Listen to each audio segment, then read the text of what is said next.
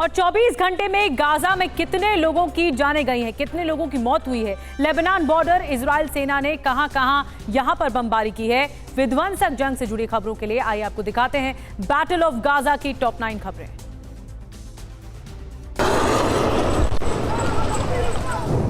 Israel और Hamas के बीच are पार की लड़ाई जारी है। पिछले 24 घंटे में इजरायली सेना ने गाजा पर बारूदी बरसात की है। गाजा में 352 लोगों की मौत हो चुकी है। पिछले 14 दिन में 4137 फिलिस्तीनियों की मौत हो चुकी है, जिसमें 70% बच्चे और महिलाएं शामिल हैं।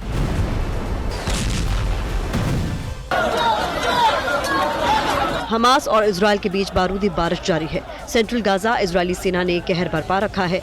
इस हमले में 12 फिलिस्तीनी नागरिकों की मौत हो गई है। मरने वालों में 8 बच्चे भी शामिल हैं। इजरायली हमले में दीर अल बलाह में एक पूरा परिवार खत्म हो गया। गाजा पट्टी में इजरायली सेना लगातार हमास के ठिकानों को निशाना बना रही है। आईडीएफ ने हवाई हमले का एक वीडियो जारी किया है। हमास के हेडक्वार्टर को निशाना बनाया गया, जिसमें एंटी टैंक लॉन्चर समेत कई सैन्य उपकरण तबाह हो गए।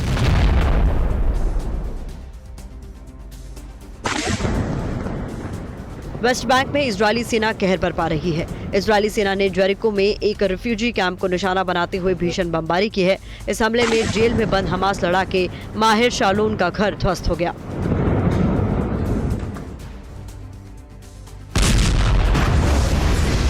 इजरायल ने एक साथ गाजा के कई इलाकों पर बमबारी की है। आईडीएफ ने राफा और जबालिया के रिहायशी इलाकों पर जोरदार हमला बोला है। रिहायशी बिल्डिंग पर हुए इजरायली हमले के बाद 30 से ज्यादा लोगों की मौत हो गई और कई लोग घायल हुए हैं।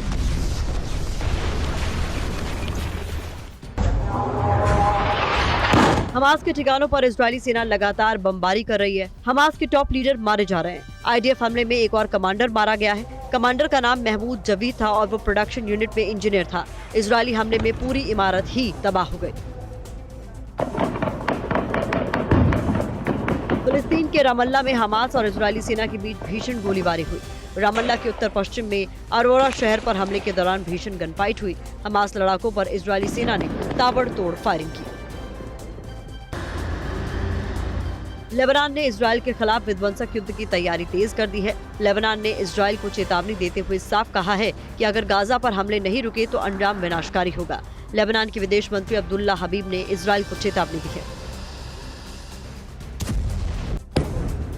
लेबनान बॉर्डर पर हिजबुल्लाह और इजरायली सेना के बीच आर पार की लड़ाई जारी है। हिजबुल्लाह ने एंटी टैंक गाइडेड मिसाइल से हमला किया। इस विध्वंसक प्रहार में इजरायल के एक सार्जेंट की मौत हो गई, जबकि 3 जवान घायल हो गए।